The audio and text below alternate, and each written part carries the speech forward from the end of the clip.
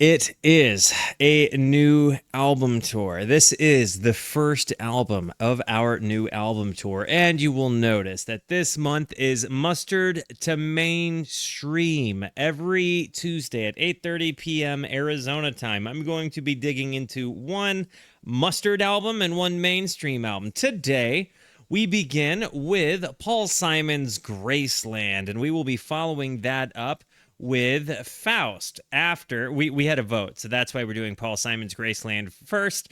The live viewers voted. It was decided by a narrow vote of 2 that we would do Paul Simon's Graceland, and then we're gonna follow that up with Faust's 4 Faust's 4 album. But I'm pretty juiced about this. Now, I have no concept of what either of these artists do, right? Like, both are complete blind spots for me. So I'm kind of eager to see what it's going to end up being like. I worked with the mod team. W's in the chat for the mod team, by the way, to get the concept for this month put together and the pairings put together. So remember, as we go forward, the pairings are often so that we don't end up making albums suffer by comparison to one another. We try to make them as contrasted as possible so we can listen to either album objectively without being like, man, doesn't that make the other album suck? That's why we do it this way. Now, Paul Simon. I'm going to be honest. Simon and Garfunkel, also kind of a blind spot for me outside of whatever hits might be. I can't say that Simon and Garfunkel is particularly like one that stands out, right? Like, I think Mrs. Robinson is maybe the only Simon and Garfunkel song I could definitively say that I do know. And that's just as honest as I can. Oh, The Sound of Silence. Okay. Yeah, I do know that one. You're right. You right. So yeah, that would be that. Besides that, this is kind of a blind spot for me. So I am very, very eager. Guys, have you heard this album, or are you listening to it with me for the first time? Let me know, because I'm going to hit the play button. But before I do, it's very important to me that you know that you are awesome, that you are valuable, that you are important, that you matter, that you are deserving of love, and that I am abundantly grateful for even a moment of your time. If you like what you see, feel free to hit the like and the subscribe button. It goes a long way to help me out. If you really like what you see, leave a comment. I would love to hear from you, or join us on Twitch. These people over here are actually the best people. Come hang out with us. Come discover music with us. It's actually awesome. You'll see right now we have actually a really cool full chat of people who have and have not heard the album, people who love the album, people who are going in with complete ignorance along with me, raw dogging it. So when you discover music in a group setting like this, it's actually really cool. And when you get to see people discover music that you love, it's a pretty cool experience. At least I think so. So guys, without further ado, Graceland by Paul Simon. Here we go. Let's hop in, shall we? The Boy in the Bubble. Let's go. And also, is this pop? Is this pop music? No. Is there lyrics that I'm missing?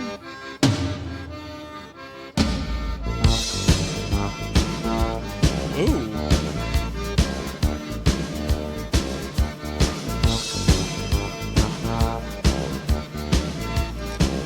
Am I hearing like horns, like a tuba? It was a slow day, and the sun was beating on the soldiers by the side of the road.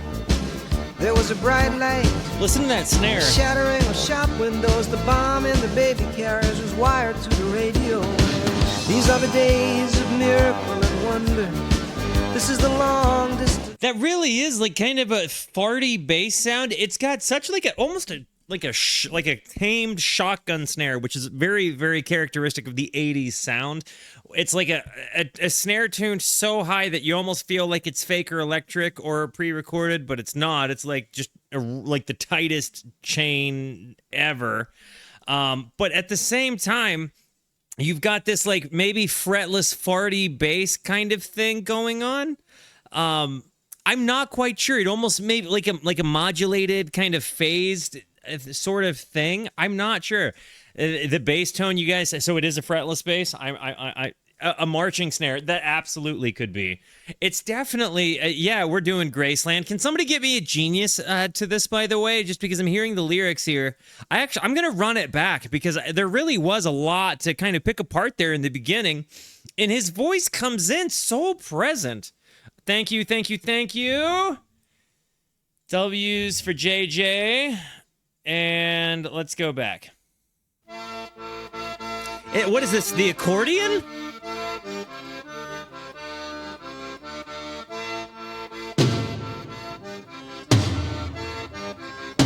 A real low tom. The floor.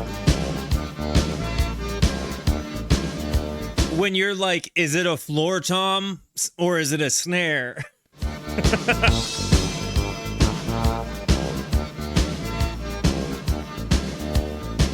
It was a slow day, and the sun was beating on the soldiers by the side of the road. There was a bright light, a shattering of shop windows. The bomb in the baby carriage was wired to the radio. These are the days of miracle and wonder. This is the long distance call. The way the camera follows us in slow-mo. The way we look to us all. The way we look to a distant constellation that's dying in a corner of the sky.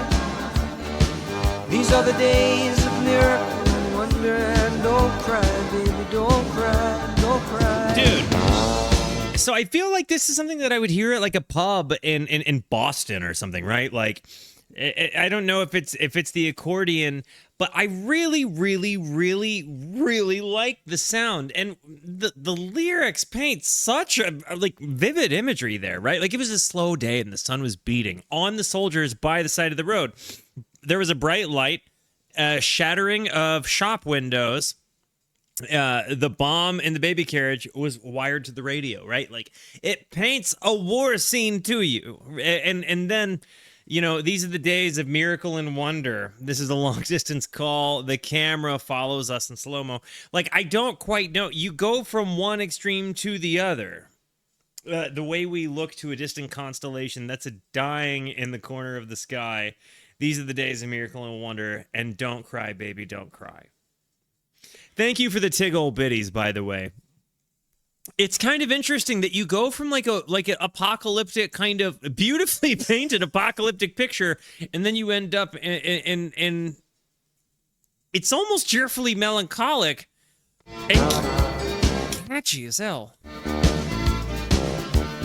This bass is, I think, MVP right now.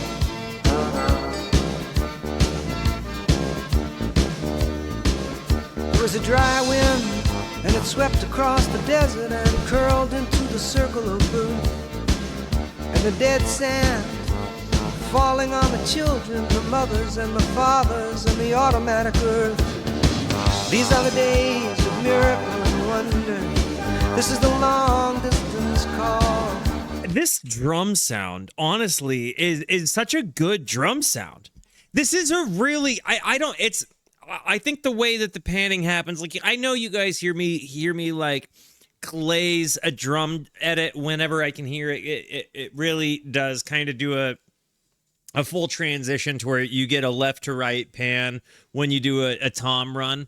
But it makes me really excited when I hear that. The Boy in the Bubble, I'm still kind of trying to make the connection to that. Follows us in slow-mo, the way we look to us all, oh yeah. The way we look to Ninja, a you like constellation that's dying in a corner of the sky. These are the days of miracle and wonder, and don't cry, baby, don't cry. You know, I do think that there is a little, I see the comparison to the Bob, and maybe the way that you have these abstract connections, you have these juxtaposed concepts that get thrown in. Now, like, again, I'm not even a full song in yet, so it certainly wouldn't be the first thing I jump in and say, like, hey, this is like the Bob's lyricism. But I will say it does kind of paint that, like, beautifully painted apocalyptic picture. It's like it almost has like a folk lyricism vibe to 80s pop music, but it's not 80s pop music either. Like 80s pop. I don't know what you'd call it. Don't cry.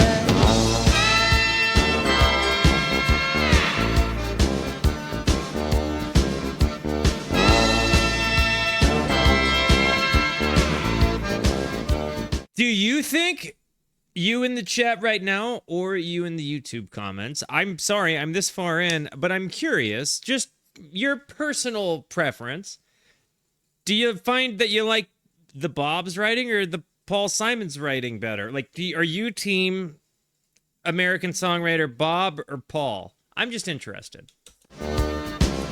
Recognizing both are geniuses for their work, and there's going to be no bashing of one or the other. It's a turnaround jump shot, it's everybody jump start, it's every generation throws a hero up the pop charts. Medicine is magical and magical is art. Think of the boy in the bubble and the baby with the babbling heart. And I believe these are days, lasers in the jungle somewhere. Staccato signals of constant information, a loose affiliation of millionaires and billionaires and baby. These are the days of miracle and wonder. This is the long distance call. The way the camera follows us in slow-mo. The way we look to us all, oh yeah. The way we look to a distant constellation that's dying in the corner of the sky. These are the days of miracle and wonder. And don't cry, baby, don't cry, don't cry, don't cry. The dun dun dun dun on the drums makes me really, really happy there. The lyrics, the way he breaks meter here in the second chorus, right, where you have a loose affiliation of millionaires and billionaires and baby. These are the days. Like, and then he ends it with "and baby," that transitionary phrase into "these are the days of miracle and wonder." Like, that chorus is super interesting. It kind of reminds me a little bit of I don't know, a little like "You Woke Up My Neighborhood" by Billy Bragg a little bit. It just has a little bit of that kind of like, I don't know what kind of vibe you even call that. Like, I'm sitting here saying like pub pop, right? But the only reason I'm sitting here talking about Bob and Paul in the same kind of breath is because it's been brought up within the chat, right? Like, and I've made it no secret that I have glazed the frig out of the Bob. I've fallen in love with Bob Dylan. My wife can tell you I listen to a heck of a lot of Bob Dylan behind the scenes. I've watched the movie A Complete Unknown a significant amount of times. Like, I really have fallen in love with Bob. So to hear somebody say like, hey, this is a songwriting contemporary of Bob Dylan is a really big deal to me. And to open up my introduction for my Paul Simon introduction, as best I can tell, on his own works, being something like this that is kind of abstract and kind of, almost like absurdist in its own way by making some of these connections of both happy and sad things, and then having this fun use of meter and staccato signals of constant information, a loose affiliation of millionaires and billionaires and baby.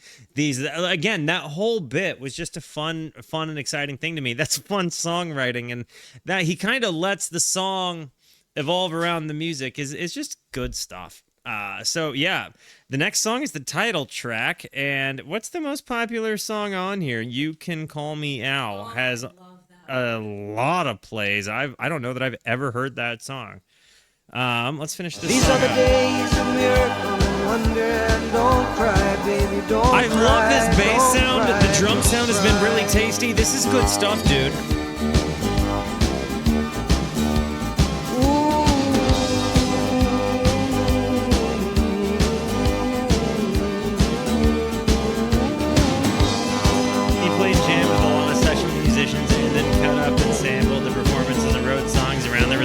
Oh, dude, that's awesome.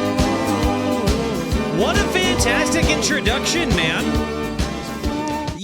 I wasn't sure what I was going to get into. I truly had no idea. That was I love jumping in and seeing somebody as like truly a songwriter, like an imaginative, image-based songwriter. And one thing I comment on, like in loving my favorite songwriter, like my earliest inspiration, like Ben Gibbard from Death Cab for Cutie. I loved the imagery. Same thing with like Colin Malloy from the Decemberists. Like my earliest inspirations, the people that would lead me to find all of the other people that inspired me, were really heavily image-based writers. And I don't know, seeing this in painting such a deep picture with the words that they use early on, it's huge. I really enjoy it. What an introduction, man.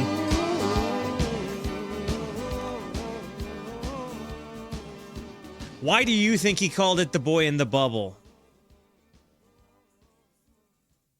This is Graceland. Okay.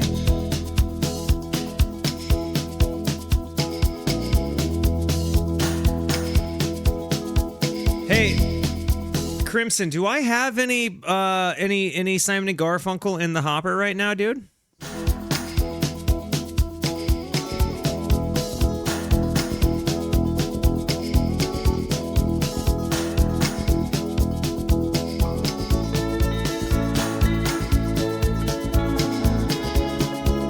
Benji, dude, a good tidbit, bro.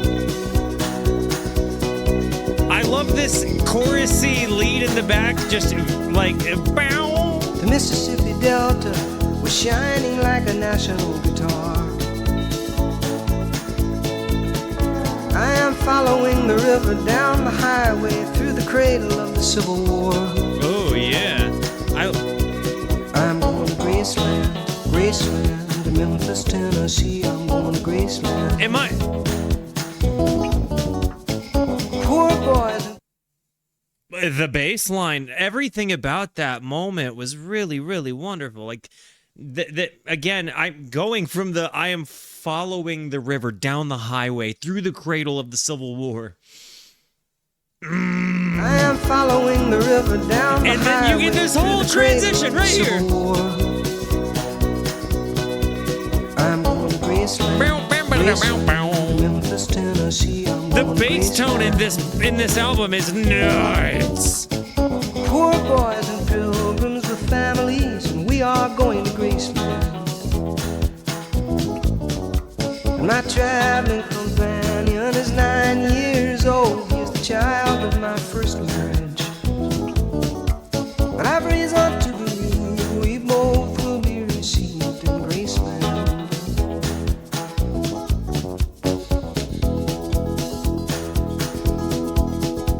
Back to tell me she's gone.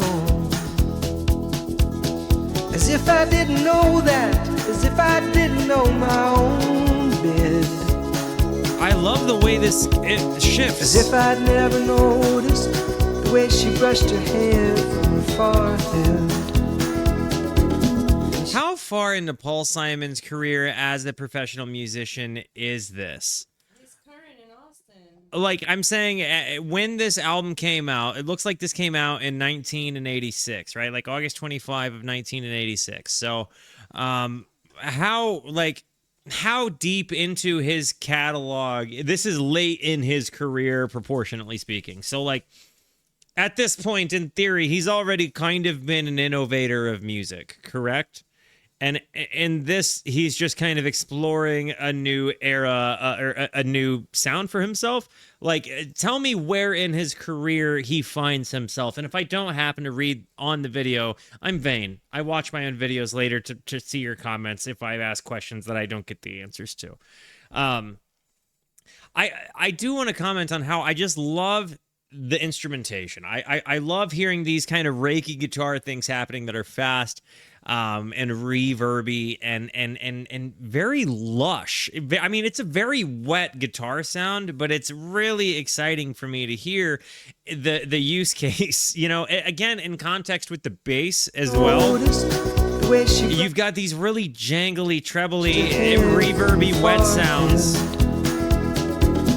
She said, losing losing love is like Absolutely, I do, Garrett. a window in your heart. Everybody sees you're blown apart. Everybody sees the wind blow. And the lyricism again. I'm going to Graceland. I love that. I'm going to Graceland. Tennessee, I'm going to Graceland. It's jazzy, but also southern rooted for sure. And my traveling companions are ghosts in empty sockets. I'm looking at ghosts and empties. But I've reason to believe we all will be received in Graceland.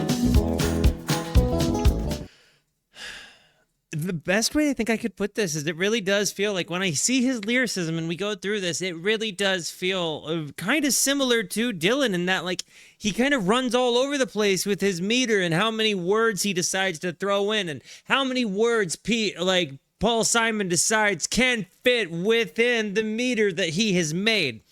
Like, it feels very fluid, I guess, like amalgous. I'm trying to find the correct word here, right? But it seems very much like one is built around and a part of the other. Is his singing, is his willingness to have flex. Yes, the Pope, absolutely. You're smoking what I'm selling.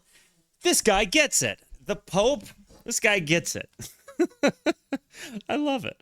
Anyway, yeah, I think that there's just a really cool thing about seeing lyricism kind of like Folk Bob early on, where he just like would really run away with a repetitious meter and then bring you right back into a chorus, right? You have that with a varying, massively different degree of instrumentation here, but also a little bit of an homage to kind of a Southern hillbilly thing while mixing it with being jazzy and very dynamic. I can't get past the bass lines. There is a girl in New York City who calls herself the human trampoline. And sometimes when I'm falling, flying, or tumbling in turmoil, I say, whoa, so this is what she means. Whoa. She means we're bouncing into Graceland. And I see losing love is like a window in your heart. Well, everybody kind of a Beach Boys harmony inspiration here, huh? Everybody feels the wind blow. The ethereal nature of these ooze. In Graceland, Graceland, I'm going to Graceland. For reasons I cannot explain, there's some part of me wants to see Graceland. And I may be obliged to defend every love, every ending, or maybe there's no obligations now. I feel like all of the music I listened to growing up that I really enjoyed liked this. You know? I hear the inspiration in it. And I say this about, I know a lot of times when I hear a big album that is like, Walter, how'd you miss that album? You know, and believe it or not, you might think to yourself, how has Walter not heard all of these albums that I have heard? But I promise, if you think long and hard about it, you can think of several mega huge acts that you, for whatever reason, have just not dug into, right? Don't judge me for not having this one under my belt, because you've probably got a massive gaping one that you know about that you just have no explanation for why you haven't heard yet, right? I have plenty of them, the same way as every single person is. And as I'm hearing this, I'm sitting here thinking to myself, like, golly goodness, so much indie rock is rooted in sounds similar to what I'm hearing in this. And the stuff that really stood out to me, right? Like, again, when I'm hearing this jazz meets kind of rockabilly vibe, it's just a good time. And it's significantly more deep than I'd given pop. So I don't know that I would call it pop, honestly. I don't know. Maybe I have a reason to believe. I'm going to go back a little bit. This song is wonderful. Maybe I have a reason to believe we all will be received. It was popular, but not pop. What would you... I'm a dick I feel like a dick when I ask you guys to pigeonhole an artist or an album into a genre. For conversation's sake, please do so for me. But I think this is also kind of fitting into what I've said about the Bob when I'm like, how do you fit them into a genre when they're fluid, right? Like they're a musician. And I think the more you dig into genres and bands and artists, you kind of feel that same way. Like you don't hear genres. The more you study music, you hear concept similarities. But yeah.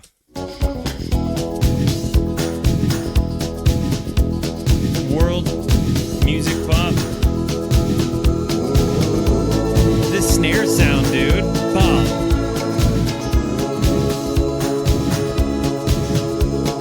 Just really, really good. I love these ethereal sounds here. Graceland, Graceland, Graceland. I'm going to Graceland.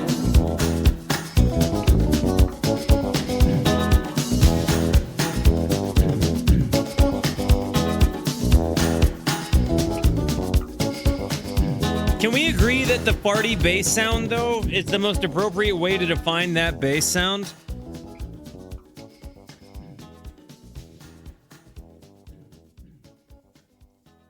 Nah, definitely not folk bass line.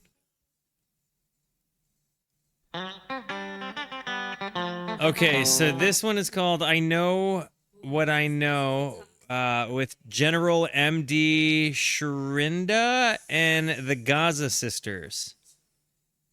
Okay. The lady, Mel says this is a favorite. Whoa! Whoa! What an interesting pan guitar sound.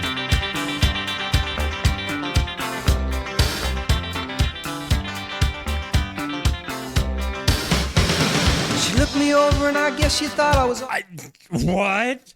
So there's a couple of things that really stand out. You've got these two different pan guitar parts, or you have one guitar part that's being ping-ponged, but I think it's two different guitar parts in either ear. And then, yeah, the snare drum definitely gives you like a Chris transition from Talking Heads where you've got that just like offensively poppy snare drum taking you into another part. But I love that. I think that's one of my favorite sounds of the 80s is like the aggressive snare of the 80s snare pop, right?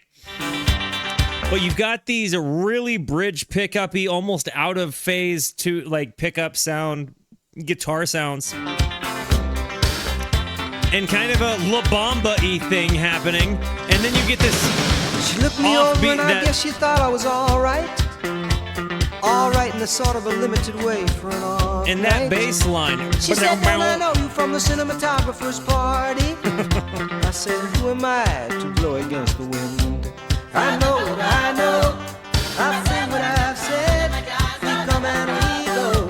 That's the thing that I keep in the back of my head. I know what I know. I've said what I've said. We come and we go. That's the thing that I keep in the back of my head." I'm in love. How does a person hear this and not smile? She said, "There's something about you that really reminds me of money."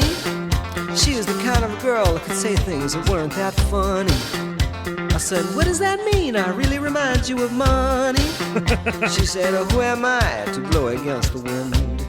I see the David Byrne comparison as well now. Mel absolutely did tell me that this is happy music.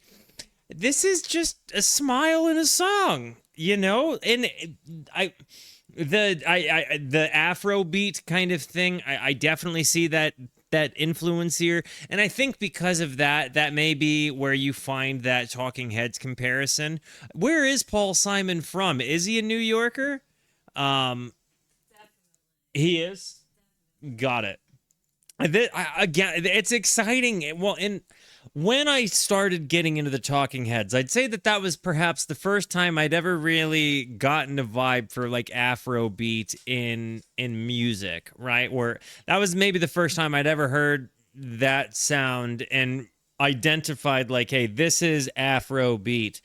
Or inspiration. And so whenever I come into it this way, you know, and seeing like Paul Simon kind of having that same sort of thing, and then knowing again, like the Sound of Silence guy is doing this, right? Like for me, having ignorance and having that mind blow as a result of the ignorance I come equipped with is kind of exciting. Girl could say things that weren't that funny. And the meter of the lyrics, I'm still kind of sucking the dick of the lyrics here. She said, oh, who am I to blow against the wind? I know what I know. I'll sing what I've said. We come and we go. That's the thing that I keep in the back of my head. I know what I know. I'll sing what I've said. We come and we go. That's the thing that I keep in the back of my harmonies here head. in the round.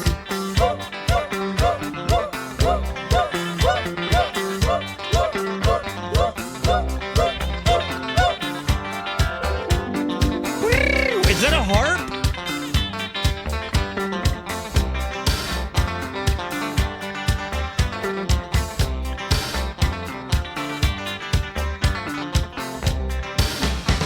She moves so easily. That snare transition is so abrupt and gnarly. Right? It adds like one more beat like than you want it to. She moves so easily. I'm obsessed with that. It's so abrupt. It's so in your face. It's such a good measure to transition. I want to hear it again. It makes me happy.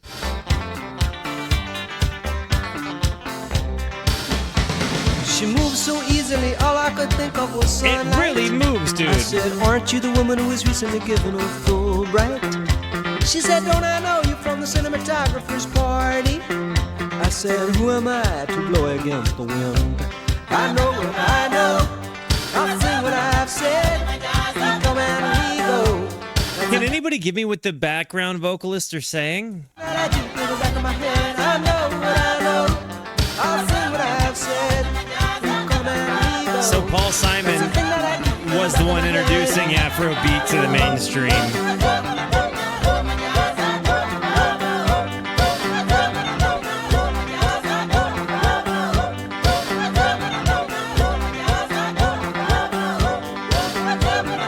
Gotcha, Aaron. I know what I know.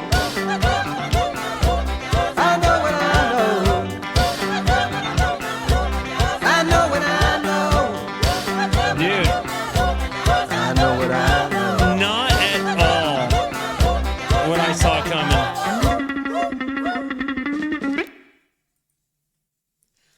Gratuitous bass ending there. Did anybody else just get their rocks off on the gratuitous bass ending there? Listen to this.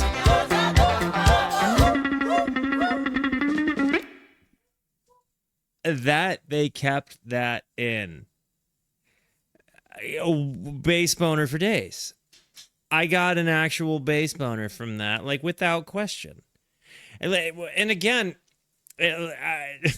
it's that kind of stuff. I know you guys hear me talk about like loving the decay of reverbs at the end of songs, right? Like kind of loving like the little ad-libby moments. Like one of my favorite parts of the song Roxanne by The Police is that they leave the intro where Sting sits on the piano and then they all laugh about it.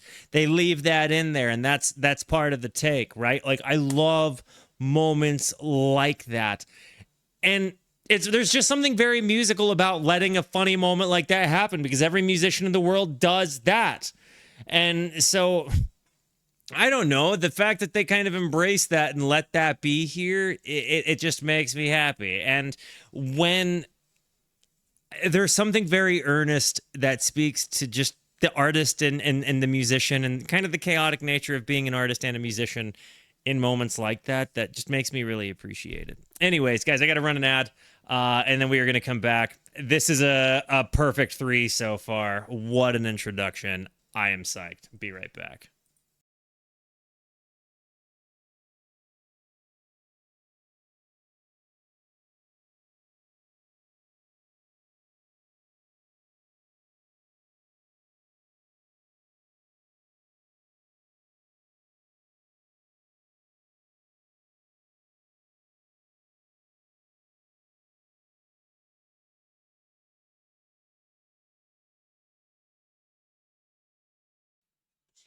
Okay, we are hopping back in. Guys, just so I know, for those of you that have heard this album before, what is your favorite song on the album? And then I guess the next song is Gumboots. So here we go. Bingo, bango. Ooh, immediately to that guitar sound.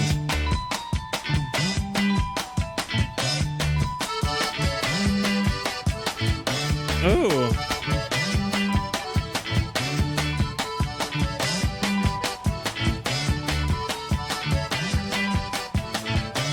I was having this discussion in a taxi heading Thank you, downtown. Sibley. Good nugget. Rearranging my position on this friend of mine who had a little bit of a breakdown.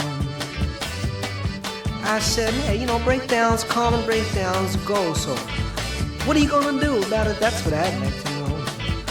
You don't feel you could love me, but I feel.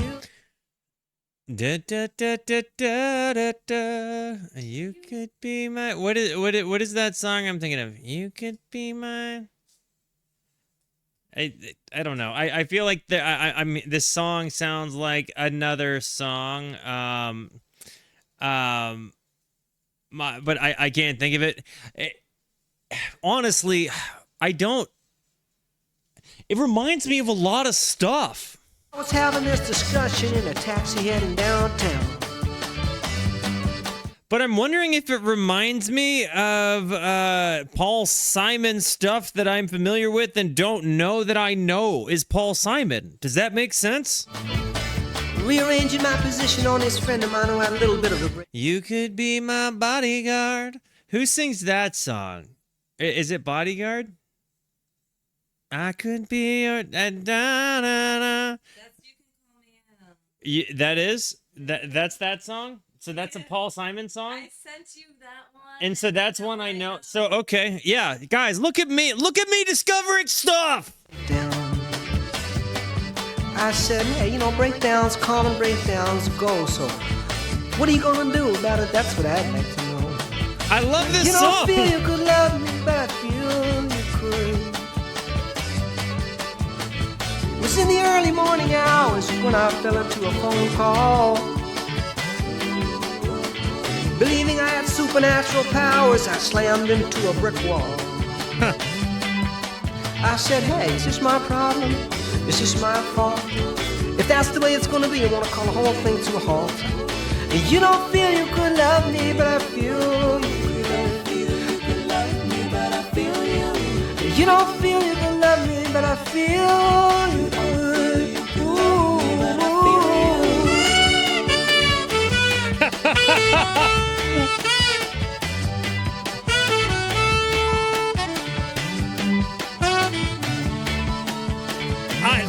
I want to.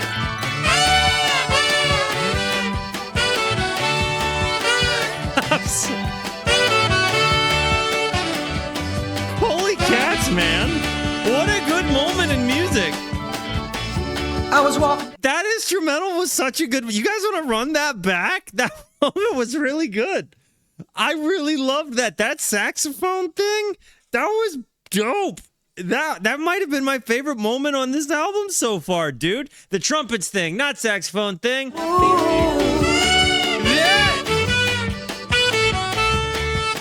What a moment.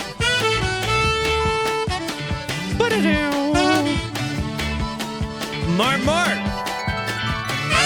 that it's a stereo thing. It's very subtle, but it happens in there, and I want to revisit it again because, like, I'm truly juiced about this whole instrumental.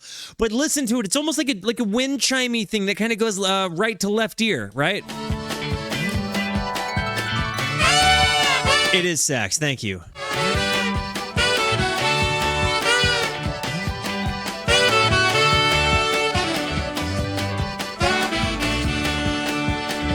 Look at me not being a confident musician. I was walking down the street when I thought I heard this voice say, ain't we walking down the same street together on the very same day? Best song on the album to me right now. The voice acting component of Paul Simon hopping in here, right? Like, you get scenery in his music, and he delivers it with the sound of his voice. It's so cool. And the energy that comes from this whole thing, it's dancey, it's fun. I feel like this is absolutely music you clean to with the smile on your face. And like, you know, it's music that you can risky business in your socks to. I was walking down the street when I thought I heard this voice say, ain't we walking down the same street This together made me on so the very happy. same day? Same I said, hey, day. senorita, that's astute. I said, why don't we get together and call ourselves an institute? You don't feel you could love me, but I feel you could. Don't feel you could love me, but I feel you. You don't feel you could love me, but I feel you could.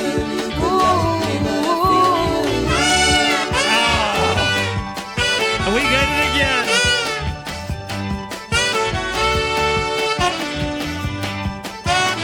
This is Gumboots has been my favorite. I was having this discussion. So my band, my favorite band, King Gizzard and the Lizard Wizard, right? They have this album, okay, called Gumboots Soup. It's an eclectic collection of all of their kind of subgenre-y thing up to that point in time. And it's a ton of fun. And I'm hearing this song, Gumboots, and having a holy cats moment in my brain right now, wondering if it's connected. May not even be, right? But it might. Now, I'm content to embrace the mystery.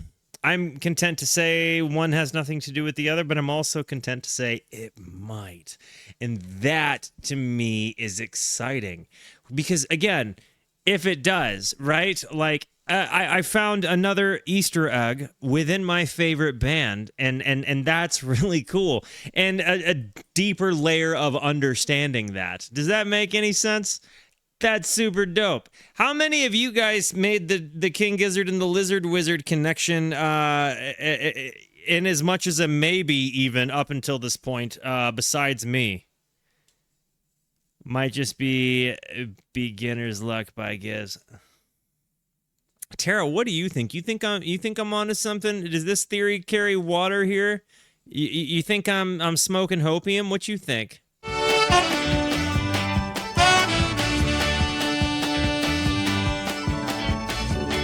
Having this discussion in a taxi heading downtown. Yo, life is short. Just making a pun. I love it. Thank you for the return. Life is short. I love you. Okay, so this one is Diamonds on the Soles of Her Shoes. Okay, Garrett, good timing. Diamonds on the Soles of Her Shoes is the first song on the album to feature Ladysmith Black Mambazo. Ladysmith Black Mambazo are a South African male choral group singing in the local vocal styles of Isicathia. I do forgive me if I said that right. And Mbube.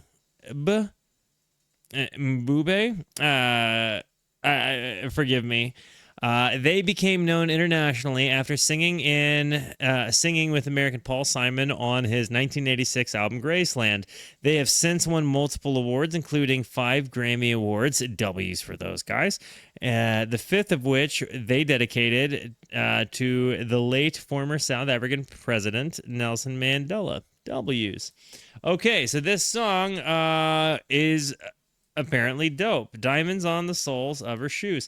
I have no idea what I'm getting into other than that this is a Paul Simon song. Guys, I'm built to like Paul Simon. I'm like, as far as Paul Simon fans go, I might be a thoroughbred to have been one the whole time and didn't know it. This is digging into so many things I like. It's got you know, some of the fun things that he does is like intentionally avoid the rules within music in standard convention, but he still makes stuff that sounds like it would be pop playable, right? Like I could see why it's mainstream, but it feels like it breaks the rules of mainstream music in its approach to be mainstream. And I think that kind of like, it's kind of like, you know, big dick, big brain music for mainstream, you know? Like that's yeah, no, I'm gonna stand by what I said. Big dick, big brain music for mainstream. That's how I feel right now. 4 songs in, like I really enjoyed this. It's had me smiling. It's literally had me laugh out loud as I've gotten this far in. 4 songs. All right, Diamonds on the Soles of Her Shoes. Let's go. She's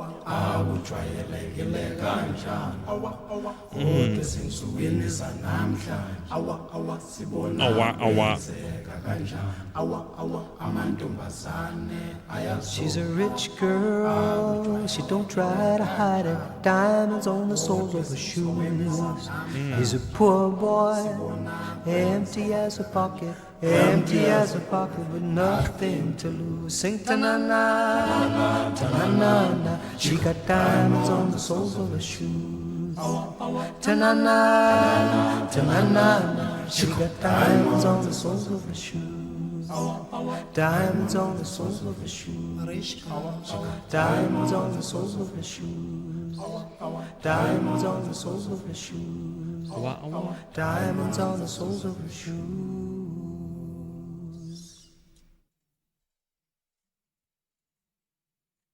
This is awesome, dude. The vocal dynamic behind these people, like singing together with Paul, is just awesome. And there's such like a cheerful melancholy, like it, because again, like this is not a good thing. Like the diamonds on the soles of her shoes. She's a rich girl. She don't try to hide it. He's a poor boy, empty as a pocket. You know, with nothing to lose. She got diamonds on her shoes. I don't know. She don't try to hide it. Diamonds on the soles of her shoes. All of the different vocal dynamics. You got the low thing, and then the oh. That fills so many different things. It kind of reminds me of Beach Boys harmonies. And then, but this the presence here, right? The ethereal nature, but provided with voice. I'm gonna let it play through because you guys said it was a bad place to stop. I'm gonna let it go. I got you.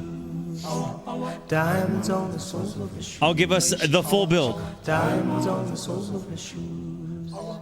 Diamonds on the soles of her shoes. Diamonds on the soles of her shoes.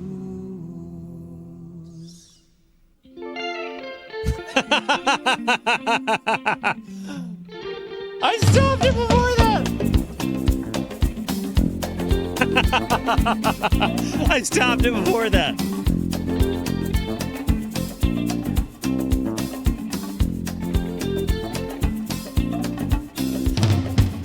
People say she's crazy, she got diamonds on the soles of her shoes. Well, that's one way to lose these walking blues.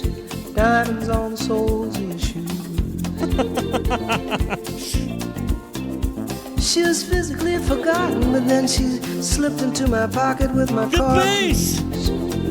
She said, you've taken me for granted because I please you. Wearing these diamonds.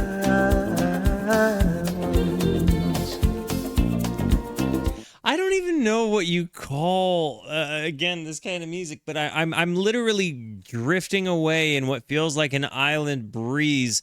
Like it almost feels like watching a soap opera within a song, but like it's such an interesting and pretty one, right? Like I don't know another way to describe it, and I'm not saying the word soap opera to condescend or in a negative way, right? Like I'm saying like something that immediately catches your attention and you're like, okay, I'm here now for this. Yes, absolutely.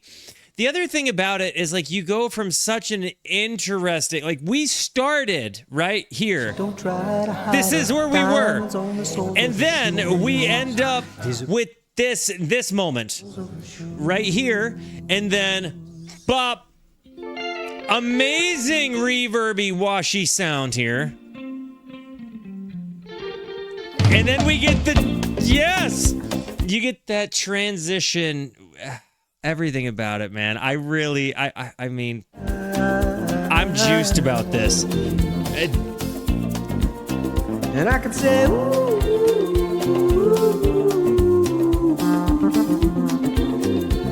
as if everybody knows what I'm talking about. There's gonna be one of you guys in the YouTube comments or in the Twitch chat that's going to be able to tell me what I want to know, everything I want to know about the bass tone for this album, because it's been very consistent, and I'm very interested in what they did to accomplish the bass sound here. Who played the bass? Give me everything you know about it, because again, down to the gear, this is standing out to me as one of the backbones of this whole album has been the bass sound. Ooh, that's a fun name. As if everybody here would cheap know exactly fretless. what I was talking about. I'm talking about diamonds on the soles of your shoes.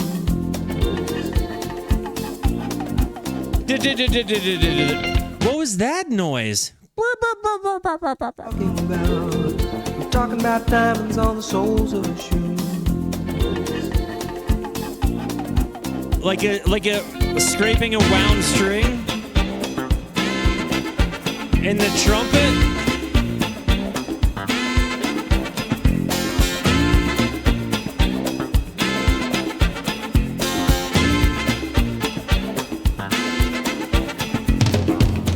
What is that?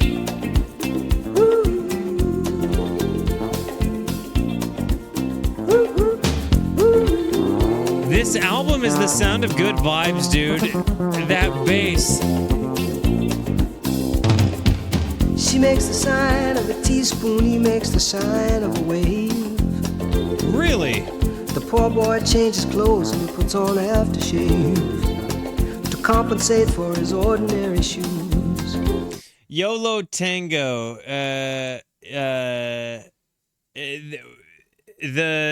What was that?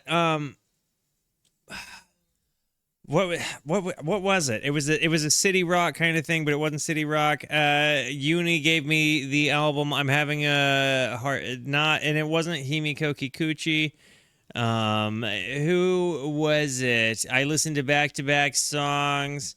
I'm trying to think of it, but it kind of reminds me of that. It's literally on the tip of my mouth. I can see it. It's got like seagulls on the album cover. I cannot think of it right now for the life of me, and it's driving me crazy.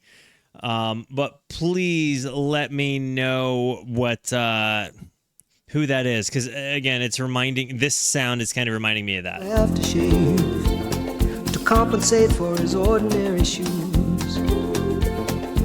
Yo Tango Suerte, I She friggin' said, love "Honey, you. take me dancing," but they ended up Masayoshi by sleeping Takanaka. indoors. You friggin' guys are the best. Thanks a lot.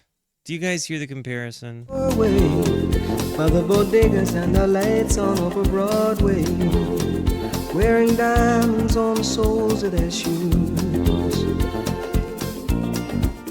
And I could say, ooh,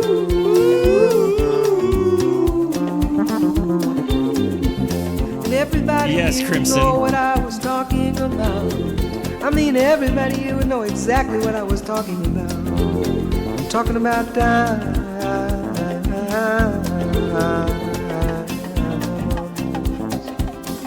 These offbeat things.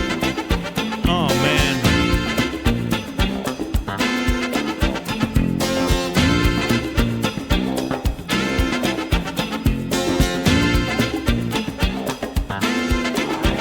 These acoustic guitar strikes in the middle that were happening were also kind of nice and bombastic.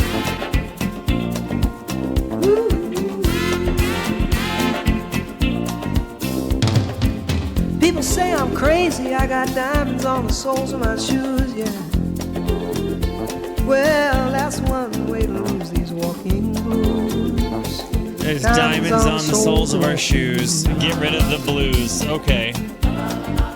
I feel like that's almost...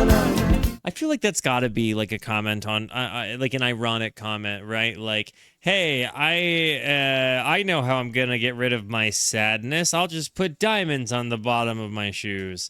Like, it's gonna make a difference, right? Like, I feel like there's an intentional irony within that lyricism there, and to contrast that lyrical concept with such a happy and uplifting sound, right? And interestingly enough, as I'm sitting here talking about this being a happy and uplifting sound, right? I'm reminded of a conversation we had not too long ago in a totally different album about how kind of a Western idea it is for major key tonalities to be positive songs and minor key tonalities to be sad or unhappy or melancholic songs, right?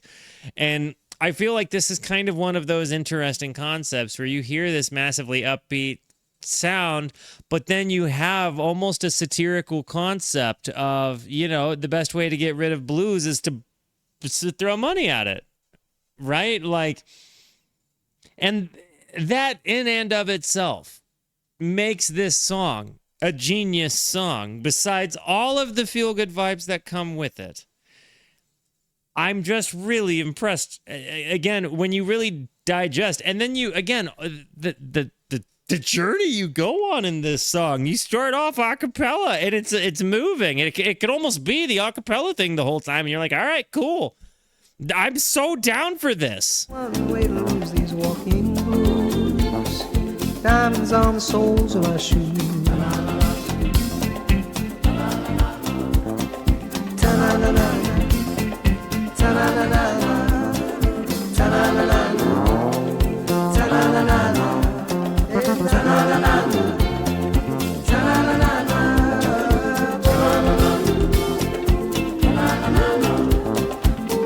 So it reads melancholic to you despite the tonality, right? Wait for the end.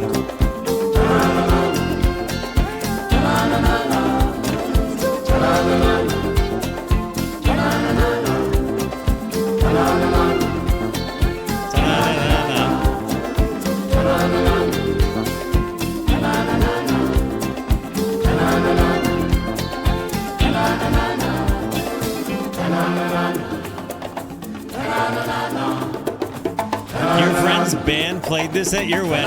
That's amazing.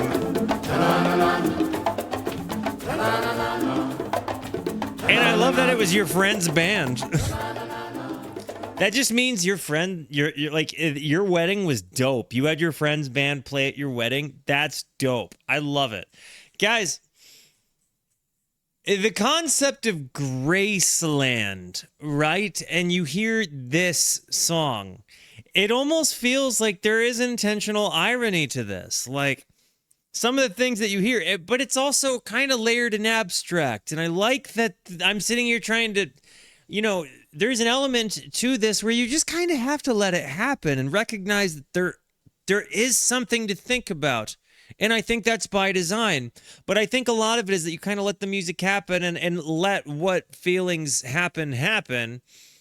And I think that the point is to make you think, but in general, right? Like, inspire introspection. Let music affect people the way music affects people. Let it inspire thought. Let it inspire introspection. Let it be abstract and imaginative and exciting and you know, almost kind of like you get to live in a story for a little bit and learn from that story based on your own perspective of what you have observed within the lyricism and sounds. And I can't say that about every album, okay? There are some, we've listened to some great albums together, some truly great albums in the time I've been doing this. And this, I mean, there's no doubt, like 5 songs in, this is certainly one of them. And, you know, I've listened to some duds as well. I've listened to some that just didn't sing to me. I think what sings to me about this is just again how kind of dynamic it is, how digestible it is, how these things you get to think about again, almost as if your thoughts on it are just as much a part of the album as the music and lyricism themselves. And that's cool to me. Ta-na-na-na-na. Sorry to ramble.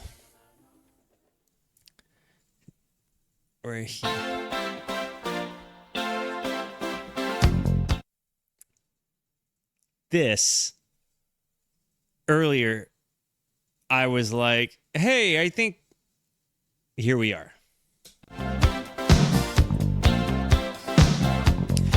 This is a song I'm familiar with, but I have no idea anything about it. I am familiar with it because of commercial context and use, because I have existed in a world where the radio exists, and I have certainly walked by some garage or been in some grocery store or heard on some television program or some flick that I have watched, or, you know, I've seen it in media, whatever. My wife sent it to me. And I might have at that time heard it and thought like, oh yeah, I've heard this song before. Like, yeah, I know this, but I didn't sit and listen critically when you sent it. You know what I mean? So again, just so you know my involvement with it so far. And what is this noise? Is this just your classic synth? That bass line. This isn't the same fretless bass right here, is it? A man walks down the street, he says, why am I soft in the middle maybe. now? Why am I soft in the middle? The rest of my life is so hard. I need a photo opportunity. I want a shot of redemption. Bass is Don't want to nice. end up a cartoon in a cartoon graveyard. Bone digger, dogs in the moonlight. Far away, my well-lit door. Mr. Beer Melly, get these mutts away from me, you know. I don't find this stuff amusing anymore. If you'll be my bodyguard, I can be your long lost pal. So that doot doot doot doot doot, I really love that tom run. I'm trying to get like a clear understanding of the lyrics here, so do forgive me as I read back. A man walks down the street. He says, why am I soft in the middle now? Why am I soft in the middle? The rest of my life is so hard. I need a photo op. I want a shot at redemption. A photo. Okay. I like that concept. The connecting there of like a shot, like a photograph, like snap a shot. Like I that photo opportunity, I kind of like the double meaning there, right? Don't want to end up a cartoon in a cartoon graveyard. Bone digger, dogs in the moonlight, far away in a well-lit door. Mr. Beer Belly, get these mutts away from me, you know? And also, if Spotify has lyrical blunders, let me know. Gumboots are used to tread the muddy waters. Ooh, so there is a little bit of a, this song is a pre-contemplation. The Giz Gumboot soup name was Jason Glee, contribute to the band. Gumboot is a British Aussie name for rain gumboots. So it's likely that, okay, got it. Thank you for that. I can call you Betty. I've been recently calling attractive women Bettys because my beloved wife and I recently watched Clueless. I'd never seen Clueless, and now every time I see a pretty woman, I think she's a total Betty. I can be your long lost pal. I can call you Betty. Betty, when you call me, you can call me Al. Alan Betty. Okay. A man walks down the street. Am I missing Alan Betty context? Is there a famous Alan Betty that I'm unfamiliar with, or is that just part of the abstract nature of Paul Simon? Why am I short of attention? Got a short little span of attention, and whoa, my nights are so long. Where's my wife? He rhymed attention with attention. I love this man. Who'll be my role model now that my role model? He rhymed role model with role model. I really love him. He does that on purpose. Roly-poly little bat-faced girl. It's a dick joke. Which part?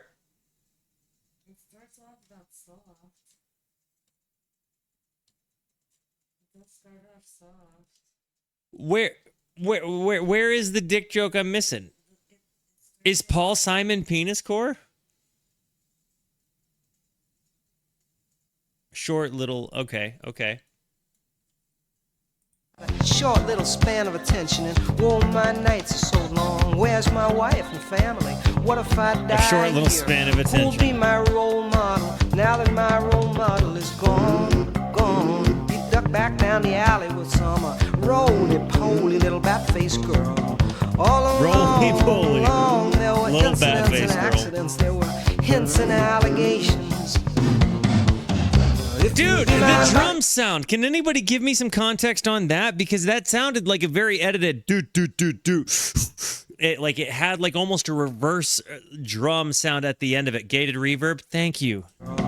All along, there were incidents and accidents. There were hints and allegations. If you'll be my bodyguard, I can be your long-lost pal. I can call you Daddy, and Daddy, when you call me, you can call me out. Call me out. What is this? Is it a piccolo?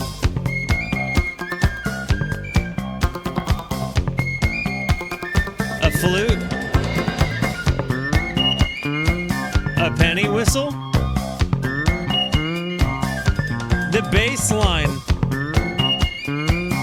I want to comment. I'm going to run this whole instrumental back, but something I want you to take into consideration, it was important enough for me to stop it and comment on it, was that you have such a high-pitched sound, right? A penny whistle. I want you to consider that like, you know, an instrument that you're passing through a lot of microtones as you're kind of sliding through, right? You can kind of hear the sliding as it happens. And then you've got this fretless bass doing the same thing on a completely different, spectrum of sound. And those two things complement each other in a very unique way. But they have to move at similar velocities for it to not sound jarring to your brain. And while I know that sounds like, okay, you're thinking too much into it, no, I'm not. Because if you ever hear two different sounds go at different velocities, it does make an unruly kind of feeling in your sound, in your head, right? Like it, whether you realize it or not, it will make you uncomfortable. So for these things to be happening at similar velocities is actually really impressive to me.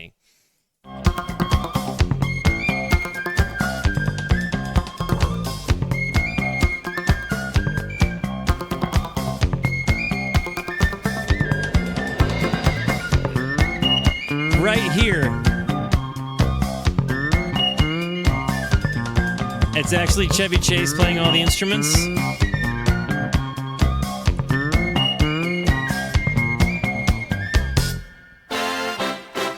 I love that.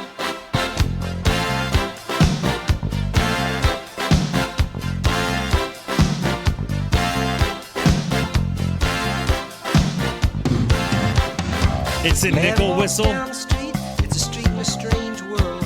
Maybe it's the third world. Maybe it's just first time around. Doesn't speak language. He holds no currency. He is a foreign man. He is surrounded by the sound.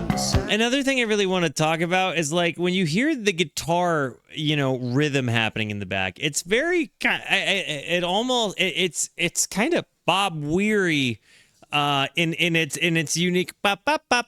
It's not like you've got a lot of little dynamics happening, like like a lot of little guitar pick sounds that you're hearing, kind of palm muted sounds happening in the background. But then you have these offbeat attacks. But then you have this da-da-da-da. Street, it's a street in a strange world. Maybe it's the third world. Maybe it's just first time around. Doesn't speak language. He holds no currency. It's a video reference. Chevy's in the video. It basically sings while Paul watches. Okay. Cattle in the marketplace, scatterlings and orphanages. He looks around. The bass is unreal. He sees angels in the architecture, spinning in infinity. He says, "Amen, hallelujah." Spinning in infinity, he says, "Amen and hallelujah." I'm just, and again, this is another one of those songs where you've got some gnarly imagery, kind of happy, sad sounds, right? I think that this is intentionally contrasted, and I again, this album certainly has me kind of coming back to our conversation from a while ago about the tonality of music and the key that it's in, and how it's a very Western concept that major and minor keys are happy and sad. Because as I hear this, it sounds so happy, but it doesn't always feel very happy, and I feel like there's an intentional emotional tug within this. And it's one that I'm really finding I'm over here, like, you know, it's a concept it's a concept whose dick I'm really sucking. Like, I don't mean to be so crass, but it's just one of those things where, like, I'm not trying to glaze the idea so much, but I'm realizing the genius as it's happening. Does that make any sense at all?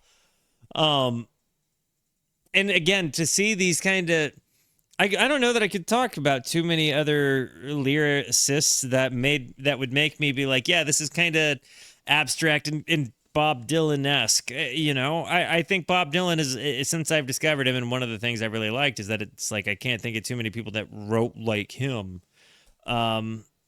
And this is very much Paul Simon, right? But it feels kind of like that same sort of vibe put into, you know, with his stretching of the meter, like the way that these rhythm guitars happen with the leads happening at the same time, and kind of playing off of his, you know, melody lead. Iron Man, he is surrounded by the sound. Lou Reed, that's another one. Scatterlings and orphanages. He looks around, he sees angels in the architecture. I read him as having the spiritual experience that motivated the album's creation. If you be my bodyguard, I can be your long lost pal. What's your read on the lyrical intention of this song? Betty, when you call me out. Call me, na na na na na na na na na na na.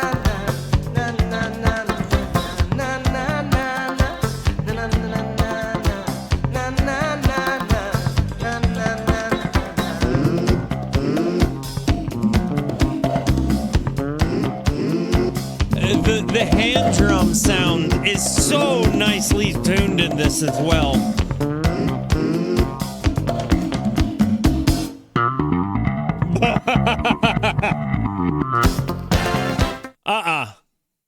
What? Like, I just got more than a bass boner. I just got a bass wet dream.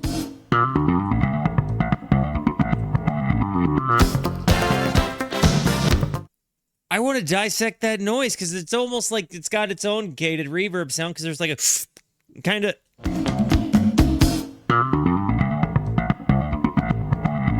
You hear the computer, the sounds I'm talking about, like that really rings my bell, guys.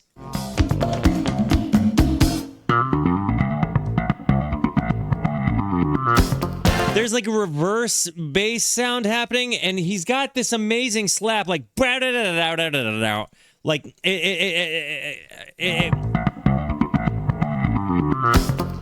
is it a reverse delay, or is it simultaneously forward? Like, is it being reversed as it's happening? That's such a good sound, dude. Sorry that we just went through that so many times, but I that was just good stuff. Your gratuitous bass. A palindrome bass line, recorded forward, played backwards, learned the bass line, and then recorded it forward. Oh my gosh. W's in the chat for Benji, by the way. Benji's been dropping some dope nuggets.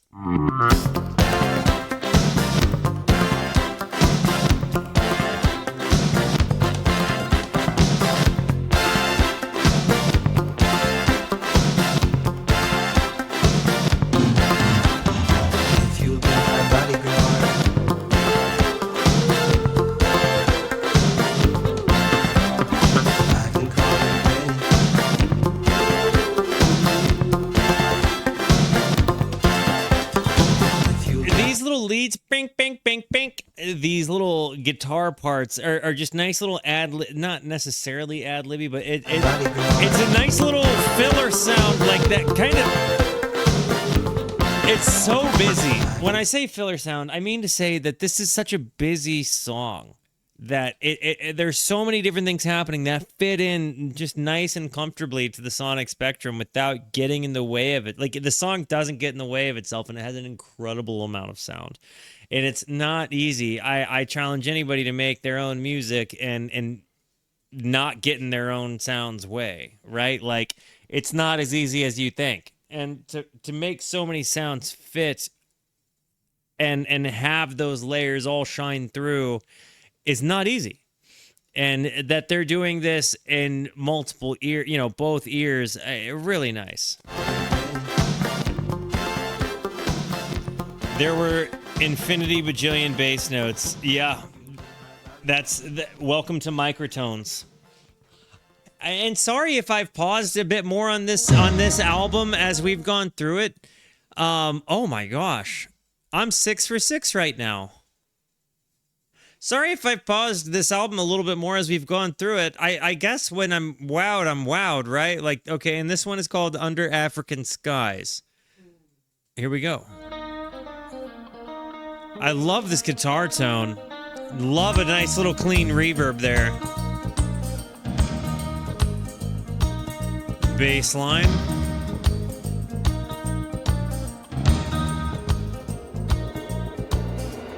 Joseph's face was Harmony. as night. Who's the gal singing here? Pale yellow moon shone in his Muy rico. eyes. His path was marked by the stars in the southern hemisphere, and he walked his days under Africa's skies. Is this Joseph from the Bible, like with his coat of many colors, who like got shafted and ended up in Egypt? This is the story of how we begin to remember. This is the powerful pulsing of love in the vein. After the dream of falling and calling your name out. These are the roots of rhythm, and the roots of rhythm remain. These are the roots of rhythm, and the roots of rhythm remain.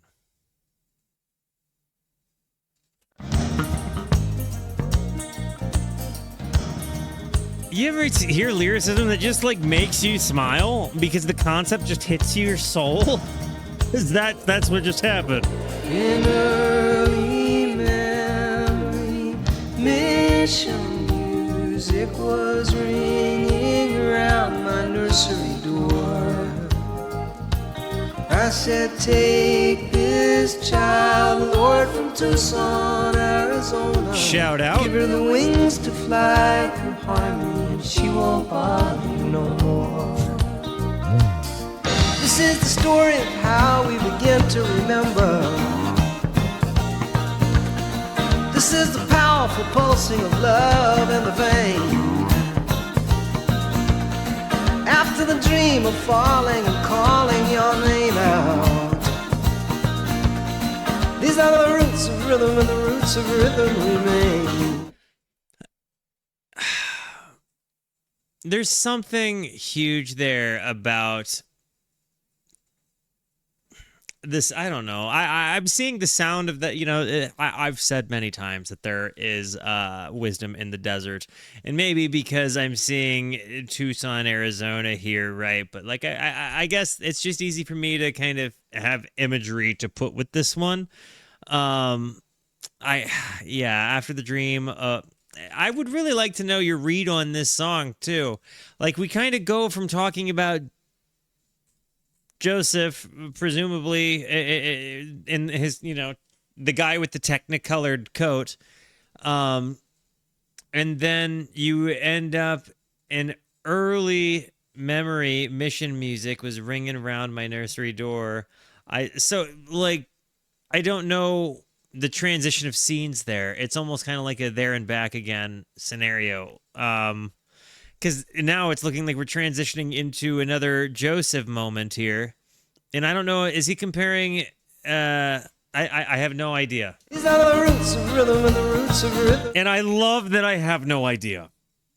I really do.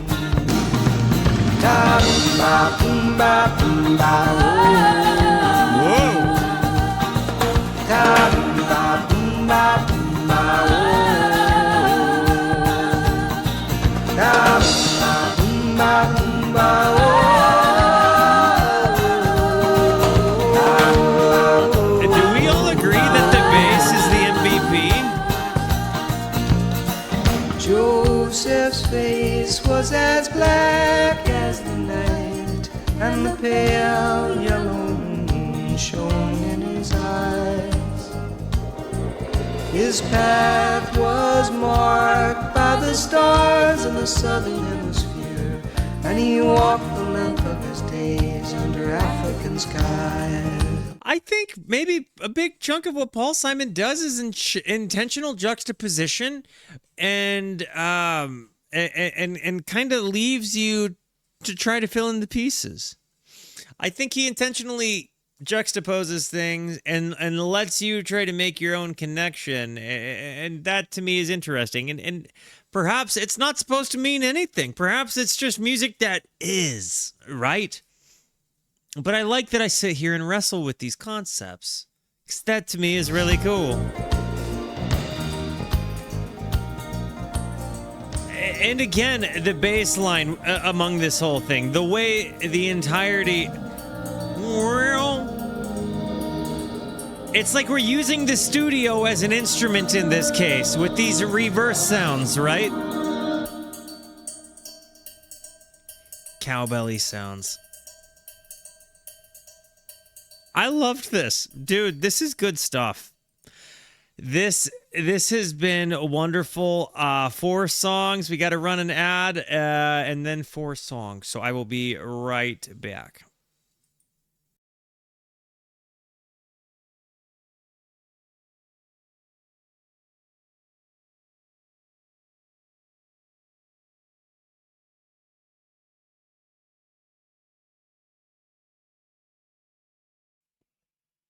All right, guys. We are back. Let's hop back in. Looks like the next song is Homeless with Lady Smith Black Mambazo.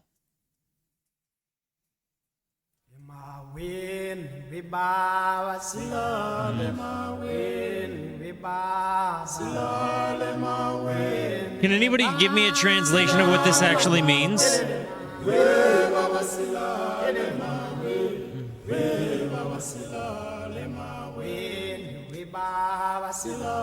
How many singers are there? 5?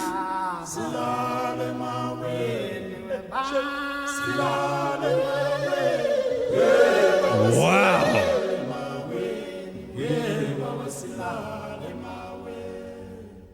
Sing.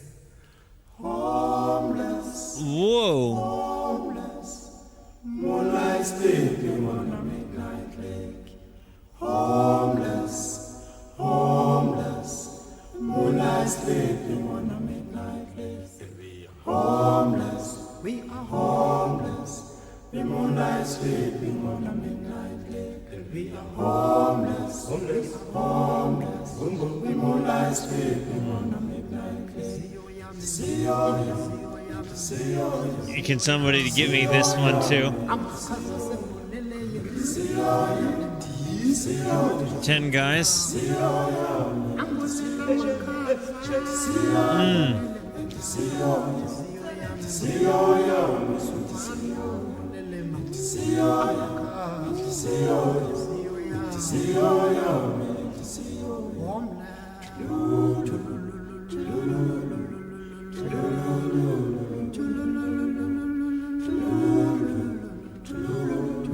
That's awesome. My heart is no longer cold. The cold has killed my heart. My heart of strength killed me, mother.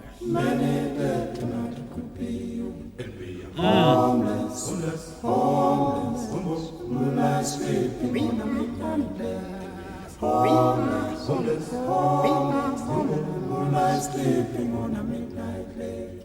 Homeless, homeless, moonlight sleeping on a midnight lake. Am I hearing any Peter Gabriel in this part, or is this just something that he recorded of these guys on his album?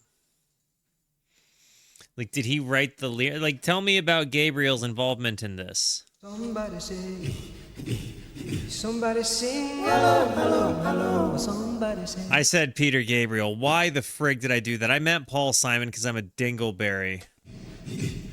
Somebody cry, why, somebody say, somebody Is he the one that's saying, somebody say? sing, hello, hello, hello, somebody say. Somebody cry, why? Hey, Dean, thank you for gifting one to Marmar.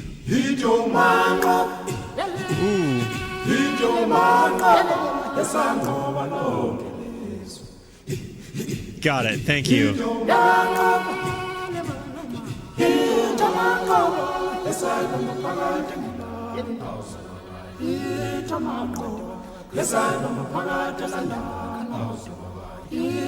Can I get translations of these as well, even if it ends up being the same, something that is repetitious?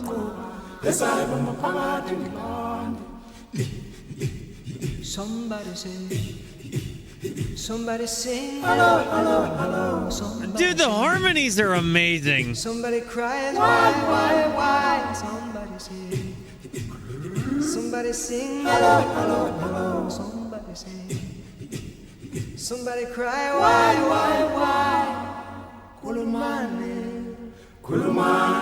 kulumani sizwe, sinanzenjani, bayajabula basithanda,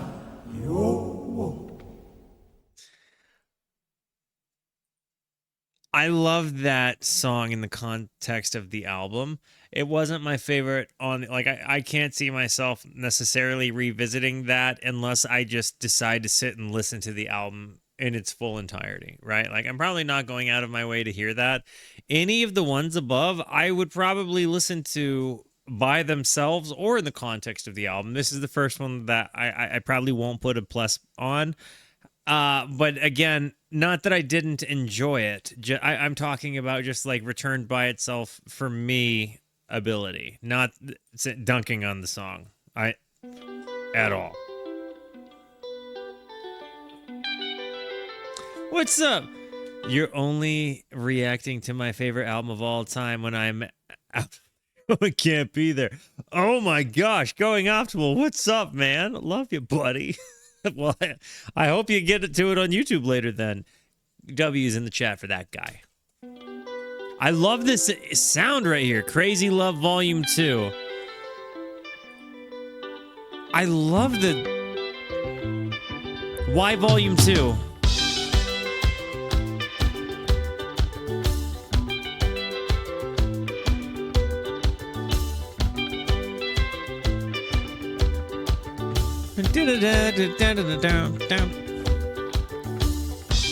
Fat Charlie the Archangel sloped into the room.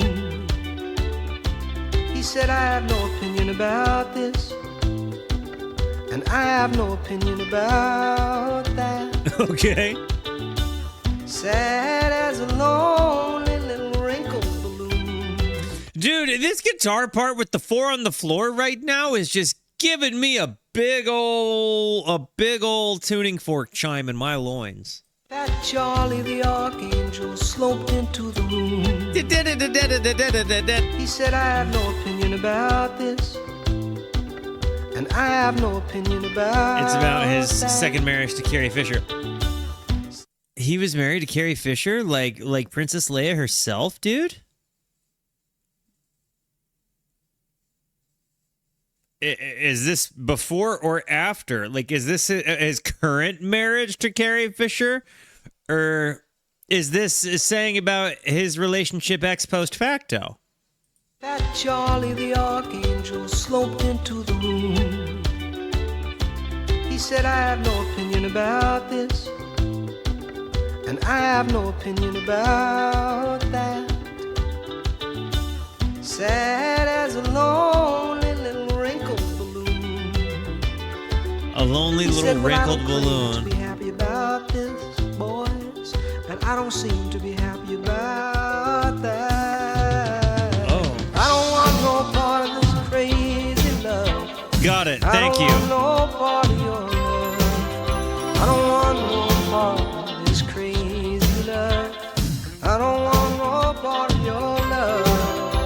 I don't want no part of this crazy love." He's really just telling it like it is, ain't he? I really love this. And then having the little bit of added context. Let me ask you this. For those of you that were listening to this in 1986, were you guys like listening to this song the same way people like Swifties listen to T-Swift songs and being like, oh crap, do you think Paul is sitting here talking about Carrie Fisher? You think that's the case? Because I'm kind of sitting here hearing that, and like because we have Twitch and we're all talking about it, like as we're listening along, it kind of makes me think about that. But do you think that when you guys were listening, or when the parents were listening, you know, were people like talking about this probably being a reflection of his marriage with Carrie? I don't want no part of Not your even a little bit? love. No? Okay. I don't want no part of this crazy love. I don't want no part of your love. I don't want no part of this crazy love. I don't want Wasn't no a big deal, part of really? your Okay. love. I don't want no part of this crazy love. I don't want no part of Got it. crazy love. The guitar tones here make me happy.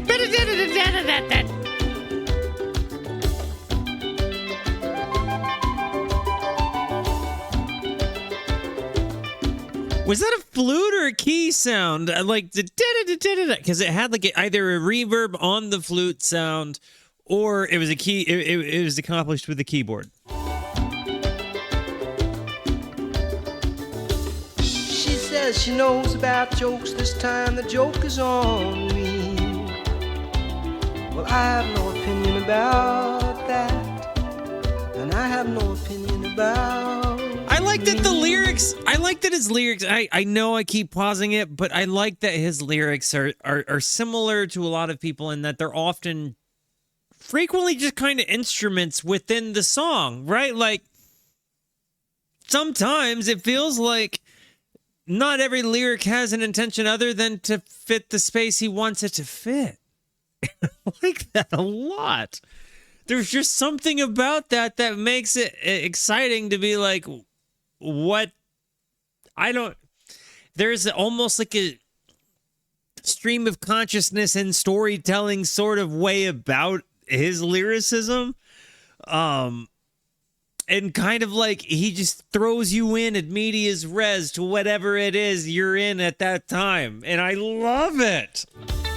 Somebody could walk into this room and say your life is on fire. It's all over the evening.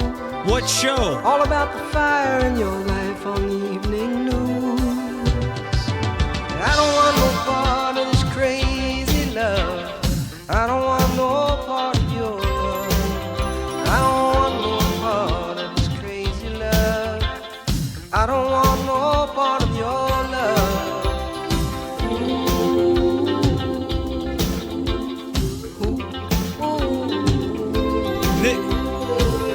I will say this has the first guitar tone that I'm not the biggest fan of. Like I really like this song, but it's got just kind of a guitar tone that's rubbing me a little bit in a audio fatigue kind of way. And I don't know if it's just this like slapback is just a little bit longer than a slapback, and it's almost like just an annoyingly short one pop delay instead of being a slapback reverb sound, and it's just mildly annoying to me. It's this bam bam. But that's the one part of the whole album I've disliked, just so you know.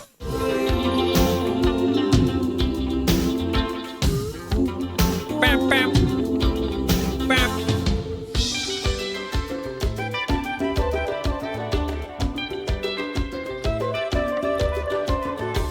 Are they just putting like reverbs on saxophones and flutes.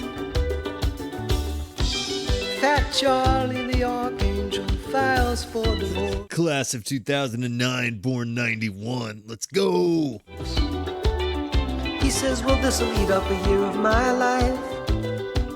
And then there's all of that weight to be lost. She I love says, the joke is cascade of on that me. I flute. say the joke is on me. I said, I have no opinion about that. We'll just have to wait and confer. I don't want no part of your crazy love. I don't want no part of your love. I don't want no part of I love this song a lot, dude. I don't want no part of your love. I don't want no part of this crazy love. I don't want no part of your love. I try to imitate him and I come out sounding more like a David Byrne. I don't want no part. No part. I don't want no part of this crazy love. I don't want no part of your love. I don't want no part of this crazy love.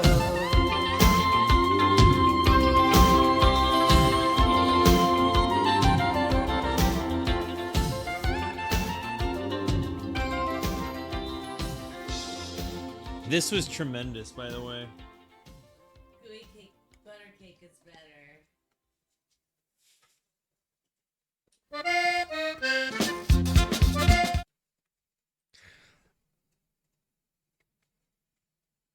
This is an album that I'm sad that there's 2 songs left.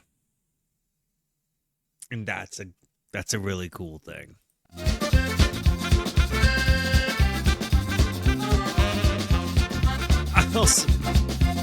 I love the accordion though.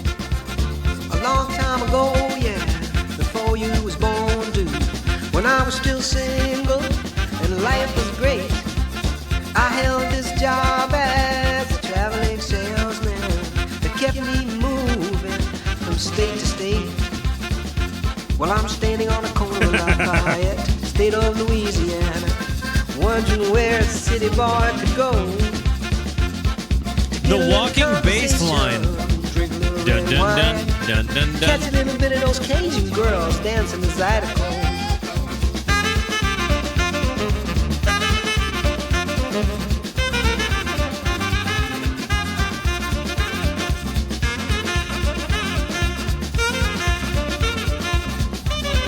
Zydeco, I think it's spelled.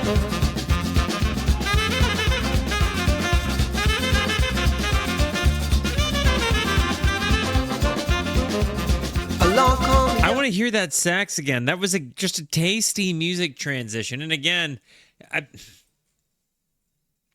he really does.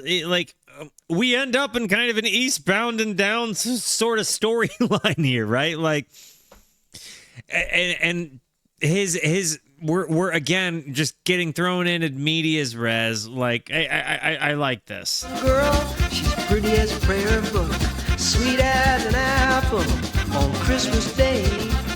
I said, good gracious, can this be my luck?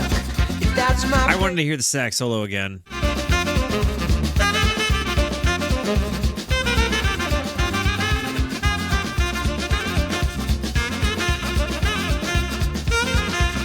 All the homies get down to polka. For sure, for sure.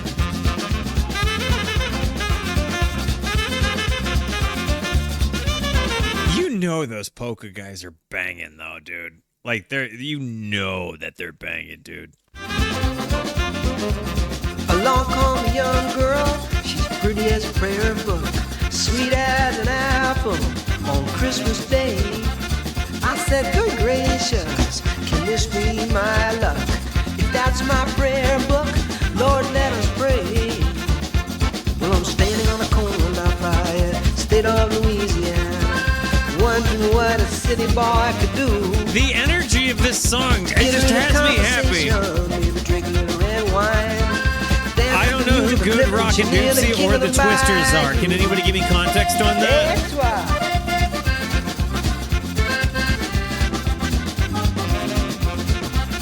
Well, that was your mother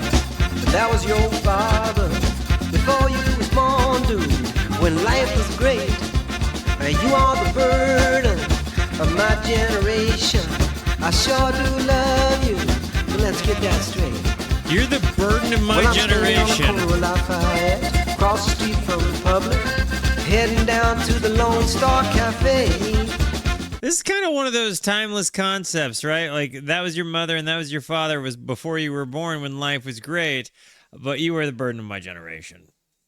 I sure do love you, but let's get one thing straight. I love Maybe get a it. little conversation, drink a little red wine, standing in the shadow of Clifton Chenier, dancing the night away. Talking to his son about when he met his mom. Okay. Drum sound for days.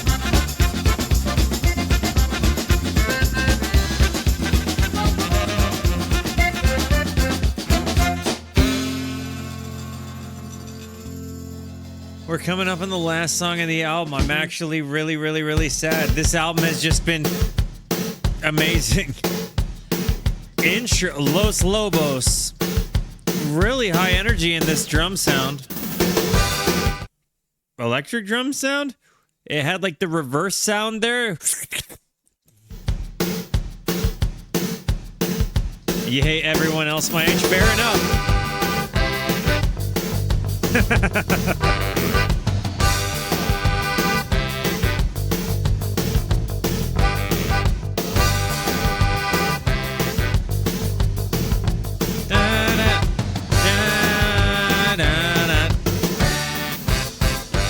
I love that. Over the mountain, down in the valley, lives a former talk show host.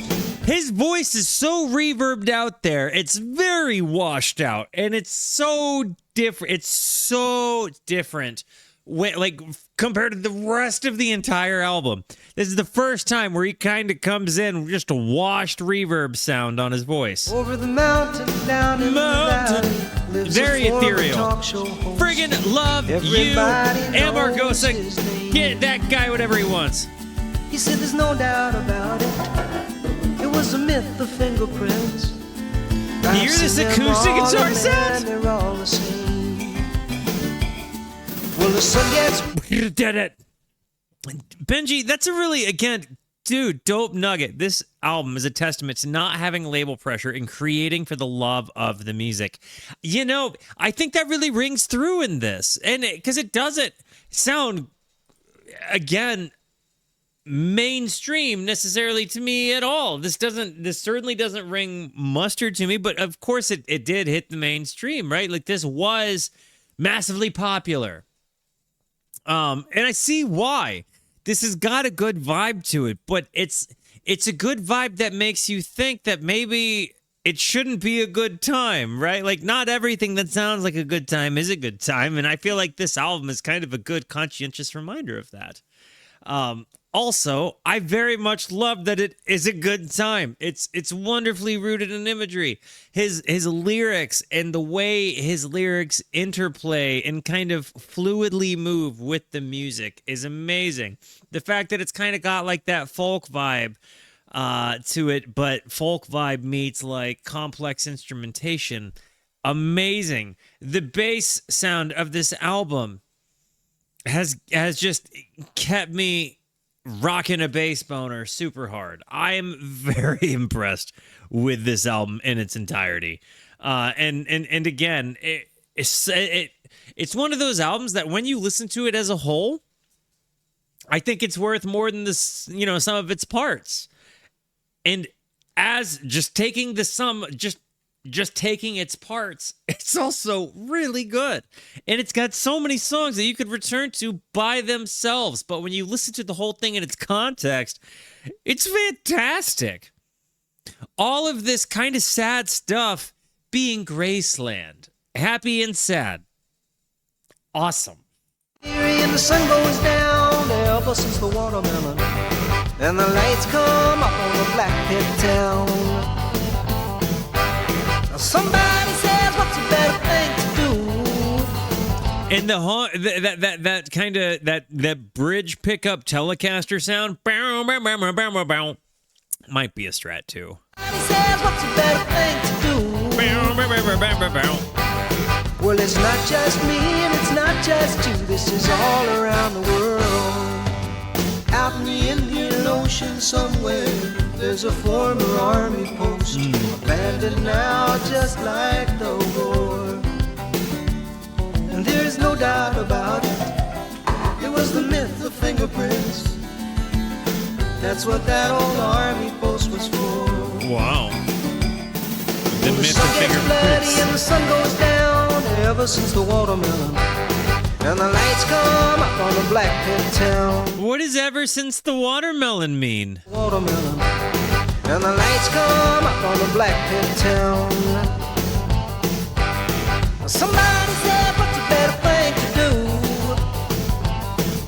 I Well, it's love not this just guitar me, It's tone. not just you. This is all around the world. Over the mountain, down in the valley, lives the former talk show host. Far and wide his name was known. He said there's no doubt about it, it was the myth of fingerprints. That's why we must learn to live alone.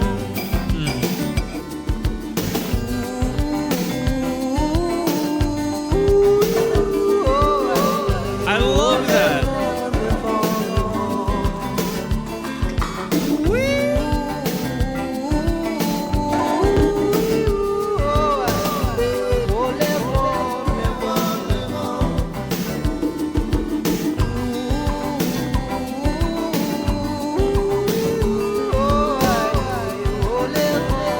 Where does watermelon come into this conversation? I'm also wondering the same thing. It's Los Lobos featuring Paul Simon Kappa. This album has been so much fun, man. And I don't know why I had that wee bumbo way kind of song stuck in my head after hearing this part, but I did.